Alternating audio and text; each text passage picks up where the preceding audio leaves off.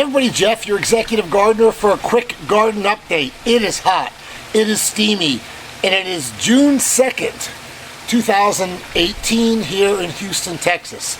So I have a ton of people that I follow and they follow me, and we're friends in Texas and the Southeast, Mississippi, Alabama, New Orleans, Carolinas, Florida. And you know what I'm talking about when I talk about hot and humid. Well, listen, I'm going to give you a sweet pepper update because I had a lot of videos that told you exactly what to do to grow great sweet peppers, specifically Shishito and Jimmy Nardello. And I just today I picked a bumper crop, and I picked 2 of these prior to this picking. As you'll see, I only have 5 or 6 sweet pepper plants. Remember what I did, and go back to a previous video. You can look at all the ingredients I used, and I always get trolled by some people and saying, you don't need that stuff, you don't need just that stuff. And you're absolutely right, you don't. If you live in an area where you have really good soil, really good soil, dark, full of organic matter soil. But if you live in Houston, Texas like me, you don't. You have clay, it's pure junk. So we have to amend our soil. So go back to a previous video and find out the type of nutrients that you put in the soil. But what I'm going to tell you is I do that. I water it frequently. I start my seeds inside. I wait to the right. I crop my pepper plants. Go back to a previous video. So I top my pepper plants so the growth goes out, not up, and it gets real bushy. I use a lot of phosphorus because with that phosphorus you get a lot of flowers, which turns into a lot of peppers. So here's the result. Boom. Okay, 5 pounds just picked today of Jimmy Nardello and sweet Shishito peppers. Okay, this is loaded. This is a big container. 5 pounds just today. I've probably taken 8 or 10 pounds off prior to this picking, and I'm going to show you my bushes. It's a little bit loud back there because it's near my air condition, but look guys, don't make gardening complicated. If you have crappy soil like I do, amend your soil with the things that I put in previous videos. I'm no genius. I learned from other people. Water your plant consistently. Don't deal with pepper plants that they give you at Home Depot. Grow your own from seed. And for goodness sake, top the pepper plant once it gets to 8 to 10 to 12 weeks old, because you'll get more pepper production, more energy toward the plant, toward the flowers, instead of it growing up, okay? So I'll show you my pepper plant, but I wanted to give you a really great news. So I can't possibly eat all these, and I'm getting ready to go out of town. So we're going to freeze these. You can freeze peppers, put them in a Ziploc bag, and they're good to go. Lastly, when you grow Jimmy Nardello or Shishito, and a lot of you took me up on my seed giveaway, and you have these ready to plant, start indoors, wait till they get to red. When they get to red, they have 3 times the amount of nutrients like vitamin C inside. Wait till they turn green to red and be patient. So let me give you a shot over at my garden. I'll show you that there's still more green peppers that will be turning red here eventually. Anyway, great bumper crop. Very happy with what I have.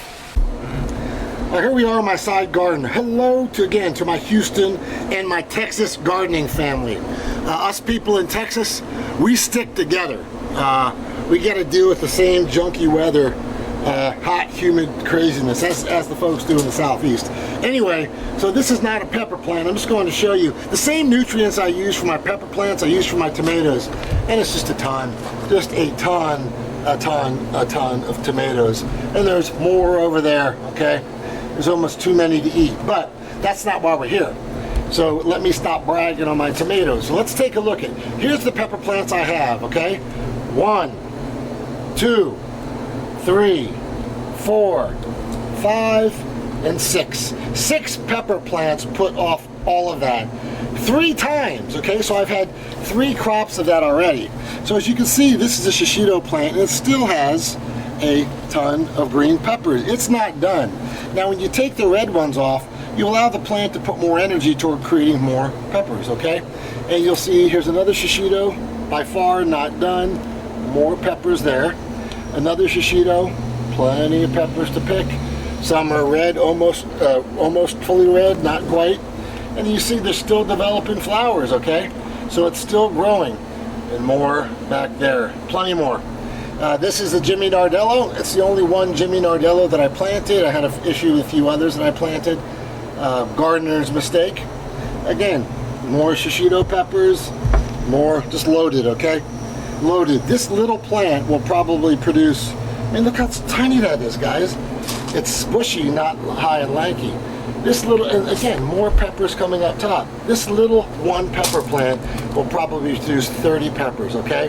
And of course the last one, let's take a look at this. Let's get a close-up. Again, peppers here, you know, peppers underneath. I mean, some that are red. Just incredible output this year. I'm very happy with my pepper plants. Again, this is not a video to get into all the nutrients. Look at one of my previous videos and you'll see there.